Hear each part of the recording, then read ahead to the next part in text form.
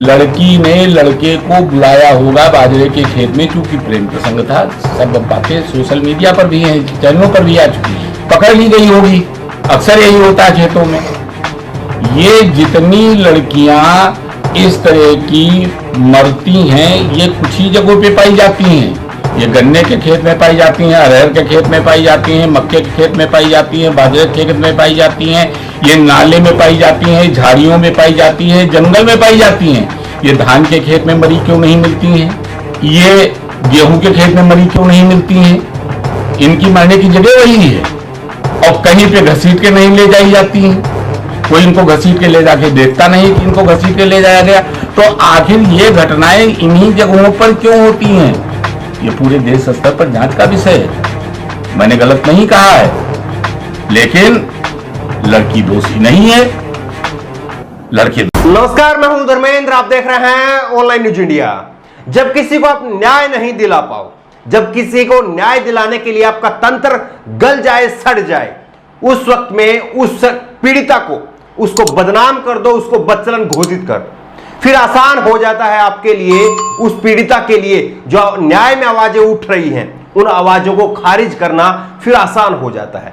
और इसी तरह की कड़ी जो है वो अब हाथरस में देखने को मिल रही है। हाथरस में बेटी के साथ में अन्याय हुआ, उसको आधी रात में उससे जला दिया गया।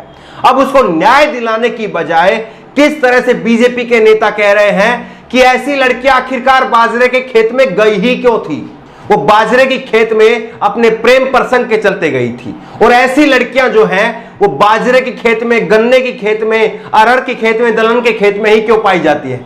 सुनिए एक बार आप बीजेपी के नेता रंजीत श्रीवास्तव किस गंदी मानसिकता के साथ में हाथरस की बेटी को बदनाम करने के लिए ऐसे बेहुदा बयान दे रहे हैं, और किस तरह से जो है वो आरोपियों को बचाने के लिए, बलात्कारियों को बचाने के लिए एक नई थ्योरी लेकर के आए हैं। सुनिए आप किस तरह से गंदी मानसिकता का प्रदर्शन कर रहे हैं बीजेपी नेता रंजीत श्रीवास्तव। लड़की ने लड़के को बुलाया होगा बाजरे के खेत में, चूंकि प्रेम प्रसंग था। सब बातें सोशल मीडिया पर भी हैं, चैनलों पर भी आ चुकी हैं, पकड़ ली गई होगी।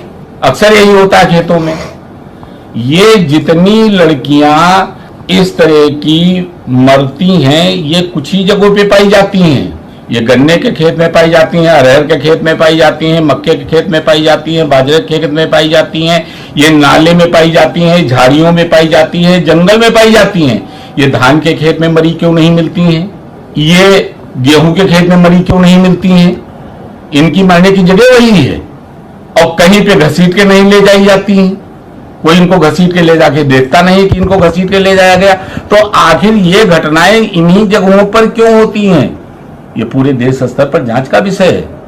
मैंने गलत नहीं कहा है, लेकिन लड़की दोषी नहीं है, लड़के। हाथरस की बेटी को न्याय दिलाने की बजाय उसको बदनाम करने का सिलसिला शुरू हो चुका है, और हाथरस की बेटी को बदनाम करने के लिए लगातार कोशिशें हो रही है। आरोपियों के समर्थन में, बलात्कारियों के समर्थन में रैलियां निकाली जा रही है, पंचायत हो रही है, और भाजपा के सांसद जेल में मिलने के लिए पहुंच जाते हैं आरोपियों से, बलात्कारियों से। यह है हालत। और वहीं पर सबसे बड़ी बात तो यह है कि बीजेपी के मौजूदा विधायक, बलिया से विधायक सुरेंद्र सिंह ने कहा था कि अपनी बच्चियों को जो है वो शालीन बनाइए, उनको चाल चलन में रहना सिखाइए। हाथरस में ही 6 साल की बच्ची को रेप के बाद में मार दिया गया। 6 साल की बच्ची के साथ में हाथरस में 15 दिन पहले रेप हुआ, और उसके बाद में उस बच्ची को दिल्ली के अस्पताल में भर्ती करवाया गया, और उस बच्ची ने दम तोड़ दिया। 6 साल की बच्ची का आखिरकार क्या कसूर था? ये बलिया के बीजेपी विधायक सुरेंद्र सिंह से पूछना चाहिए कि उसका चाल चलन जो है वो कितना भड़काऊ था, उसको कितनी शालीनता बरतने की जरूरत थी। एक 6 साल की गुड़िया के साथ में ऐसा हुआ है। सुनिए किस बदतमीजी के साथ में और किस गंदी मानसिकता के साथ में बीजेपी के नेता ये बयान दे रहे थे, एक बार जरा वो भी सुनिए। इस तरीके से कहा जाता है कि राम राज्य चल रहा है, और इस राम राज्य में भी ऐसे रेप जैसी घटनाएं आए दिन होती जा रही हैं, तो आखिर क्या कारण है? देखिए पत्रकार जी, आप लोग तो ये करेंगे, लेकिन मैं एक विधायक के साथ साथ शिक्षक हूँ। ये घटनाएं संस्कार से ही रुक सकती है, शासन और तलवार से रुकने वाला नहीं। सभी पिता और माता का धर्म है कि अपनी जवान और युवती बेटी को भी एक संस्कारित वातावरण में रहने, चलने और वातावरण में अपना व्यवहार, एक शालीन व्यवहार प्रस्तुत करने का तरीका सीखना चाहिए और सिखाना चाहिए। सब हमका धर्म है, अभिभावक का भी धर्म है, मेरा भी धर्म है, सरकार का भी धर्म है, लेकिन परिवार का भी धर्म है। तो जहां सरकार का धर्म करना रक्षा करने का धर्म है, वहां परिवार का भी धर्म है कि अपने बच्चों में संस्कार डाले। तो सरकार और संस्कार मिलकर के भारत को सुंदर रूप दे सकता है, नहीं तो दूसरा कोई विधा सामने आने वाला नहीं। बीजेपी के सांसद 2 दिन पहले अपना ज्ञान का बखान कर रहे थे और आज ये खबर आई है जहां पर अलीगढ़ के हाथरस के सादाबाद थाना के अंदर जो है वो 6 साल की बच्ची के साथ में रेप होता है और अलीगढ़ के इलगास में जो है ये रेप की घटना हुई थी। उसके बाद में उसको दिल्ली के अस्पताल में रेफर कराया गया, जहां पर 15 दिन के बाद में उस बच्ची ने दम तोड़ दिया और अब परिवार उसके शव को सड़क पर रख करके न्याय की गुहार लगा रहा है। यह है बीजेपी नेताओं के बयानों की हकीकत और सरकार के काम करने की तरीका। ना ही वो बच्चों को जीते जी सुरक्षा दे पा रही है और ना ही उन बच्चों को वारदात के बाद में इलाज मिल पा रहा है। क्यों आखिरकार इस तरह की घटनाएं जो है वो लगातार हो रही है? चाहे हाथरस का मामला हो, चाहे बलरामपुर का मामला हो, चाहे बुलंदशहर का मामला हो, चाहे भदोही का मामला हो, चाहे महाराजगंज का मामला हो, चाहे लखनऊ का मामला हो, राजधानी का मामला हो, हर जगह से ऐसी खबरें आखिरकार क्यों आ रही है? और अब तो जो है कोई ना कोई बीजेपी नेता यह बयान भी दे देगा कि इस तरह की घटना जो है वो विपक्ष की पार्टियां करवा रही है, इस तरह की घटनाओं के लिए विपक्ष से फंडिंग दी जा रही है। और हाथरस के मामले में खुद मुख्यमंत्री योगी आदित्यनाथ कह चुके हैं कि हाथरस के मामले में दंगा भड़काने के लिए, जातीय दंगा भड़काने के लिए एक वेबसाइट के जरिए फंडिंग हो रही थी। 100 करोड़ रुपए की फंडिंग हो रही थी, विदेशों से फंडिंग हो रही थी।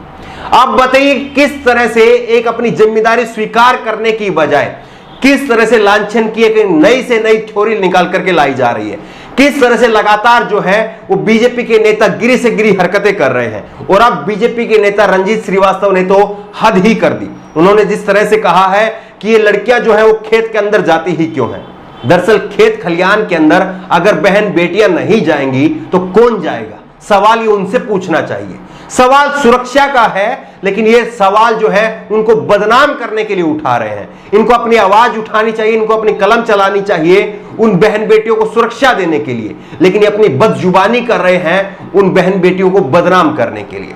किस तरह से जो है ये बहन बेटियों को बदनाम करने के लिए नीचे से नीचे गिरते जा रहे हैं वो आपके सामने है। वहीं पर बीजेपी के नेता लगातार नार्को टेस्ट की मांग कर रहे हैं कि परिवार का नार्को टेस्ट किया जाए। परिवार झूठ बोल रहा है, परिवार ने पैसे खा लिए हैं, इस तरह की बातें जो है वो लगातार कही जा रही है। और यह भी कहा जा रहा है कि क्यों आखिरकार विपक्ष के नेता हाथरस ही पहुंच रहे हैं, क्यों नहीं विपक्ष के नेता जो है और खास करके राहुल गांधी और प्रियंका गांधी जो है वो राजस्थान के बारां में क्यों नहीं जा रहे हैं? वहां पर भी तो रेप हुआ है, वहां पर जाकर के आवाज क्यों नहीं उठा रहे हैं? और उनकी ही सरकार, उनके ही मुख्यमंत्री अशोक गहलोत को कटघरे में क्यों नहीं खड़ा कर रहे हैं? सवाल इन बीजेपी के नेताओं से यह पूछा जाना चाहिए कि क्यों आखिरकार वहां पर बीजेपी की मुख्यमंत्री रही वसुंधरा राजे, वो क्यों नहीं जो है वो अपने राजमहल से निकल रही है?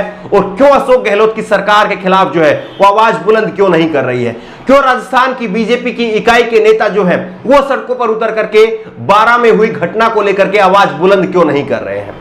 क्यों? इन सवालों का जवाब एक ही है, क्योंकि उन्हें लगता है कि कानून जो है वो राजस्थान में अपना काम कर रहा है और यहां पर कानून अपना काम नहीं कर रहा है। बेटी को आधी रात में जला दिया गया, इसीलिए जो है वो विपक्षी नेताओं को और तमाम समाज सेवी लोगों को और तमाम जो पत्रकार हैं जिनकी रीढ़ की हड्डी अभी सही सलामत है, उनको लगता है कि ये बुलंद से हाथरस का जो मामला है उसमें आवाज बुलंद करना जरूरी है।